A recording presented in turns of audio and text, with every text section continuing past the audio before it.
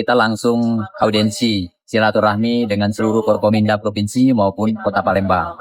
Bapak Panglima, Pak Kapolda, Dandim, Kajari, Bin, Binda, Ketua DPRD,